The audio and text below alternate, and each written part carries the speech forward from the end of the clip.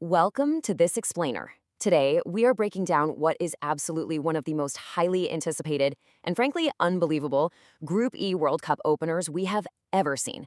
It's match day, you guys. The atmosphere is electric, and history is literally being written before a single ball has even been kicked. Okay, let's dive into this with a number that perfectly sets the stage for everything we're about to watch. 150,000. That's it. That is the approximate population of the tiny Caribbean island of Curaçao. To put that into perspective for you, you could fit their entire population into just a couple of modern football stadiums. It's absolutely wild. And honestly, that incredibly small number is exactly why we're here today, because it officially makes Curaçao the smallest nation by population to ever reach the FIFA Men's World Cup. I know we throw the phrase David versus Goliath around a lot in sports, right? But this matchup, this is the ultimate literal definition of it. Section 1, a historic David versus Goliath, where opposites collide in Houston. We're looking at kickoff today, June 14th, 2026 at 12 p.m. Central Time. That's 1 Eastern, inside NRG Stadium on Fox. So the crucial point is the staggering dichotomy between these two squads. On one side, we have Germany's redemption run. This is a massive footballing titan, and they are carrying some incredibly heavy expectations to bounce back after shockingly failing to make it past the group stages in both 2018 and 2022. But then, on the other side, Curaçao is making their historic, totally unburdened debut. They are a complete wildcard. They're playing entirely with house money, with absolutely zero past failures haunting them on the world stage. Adding to the absolute mystery of this whole thing is the fact that these two nations have zero head-to-head history. None. They have literally never met on a football pitch before today. From a scouting and tactical perspective, having absolutely no previous baseline makes this a massively anticipated wildcard match for every single person watching. Section 2, two unstoppable streaks and the momentum heading into Group E. Let's move to and see how this builds. And this brilliantly illustrates a really surprising fact. Despite the massive disparity in size, population, and historical legacy, look at how hard both of these teams are to beat right now. Germany is riding a dominant 9-match international win streak under Julian Nagelsmann, which even includes a recent 2-1 warm-up victory over the USA just last week. But check out Curaçao.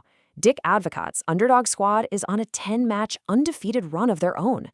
Getting through those grueling CONCACAF qualifiers, they pulled off 7 wins, 3 draws, and secured their golden ticket here with a dramatic, nail-biting 0-0 draw away at Jamaica. So both teams absolutely know how to secure a result when the pressure is on. Section 3, Germany's fluid attacking machine, utilizing Julian Nagelsmann's 4-2-3-1. Now, what's really interesting about this slide is the overwhelming, almost terrifying amount of attacking talent packed into the midfield and forward lines. To understand this German attack, you have to think fast. You've got Manuel Neuer anchoring at the back, with a sturdy defense of Kimmich, Tah, Schlotterbeck, and either Braun or Rahm. But look further up the pitch. Pavlovic and Nemec setting the fast tempo, pushing the ball right into an attacking front of Leroy Sané, Jamal Musiala, Florian Wirtz, and Kai Havertz up top. I mean, it is an absolute arsenal of offensive firepower coming right at you. Nagelsmann has built this squad with ruthless intent. They're designed for lightning-quick attacking transitions. They're going to look to dominate the game with heavy ball possession, totally suffocating their opponents. And that front four, they are designed to be terrifyingly fluid. They're going to constantly swap positions, drift into open space, and just pull defensive lines apart until they eventually break. They are literally meant to overwhelm you.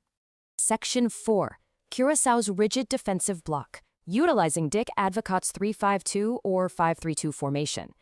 Now, if Germany is the irresistible force, this lineup right here is the immovable object. Advocaat is relying heavily on seasoned European and Dutch Eredivisie experience to anchor this team on the global stage. You've got Eloy Room in goal, a really solid defensive trio of Bazoer, Obispo, and Gopsre. Then a packed 5-man midfield featuring Florinus, Fonville, the Bacuna brothers, Leandro and Juninho, and Kamenencia. Up top, you have Taith Chong and Jurgen Locadia. Make no mistake, these are veteran players. They know exactly how to stick to a tight, disciplined tactical script against top-tier European talent. So to counter that fluid German machine, Curaçao's strategic matchup is incredibly disciplined. They're going to set up a rigid defensive block, likely sitting very deep in their own half. This is entirely designed to shrink the space that players like Musiala and Wirtz desperately need to operate. They want to frustrate the heavy favorites, absorb all that pressure, and the exact second Germany overcommits, boom, they hit them with blistering speed on the counterattack. Which leads us to the ultimate question. Can the ultimate underdog survive the German machine? Honestly, this right here is exactly why we watch the World Cup. The magic, the sheer unpredictability, the chance to see history unfold right before our eyes. Will Germany's overwhelming quality and desperation for redemption tear through that Caribbean wall? Or will a tiny island nation of just 150,000 pull off the greatest shock in football history? Thanks for joining me for this explainer. Now go enjoy the beautiful game.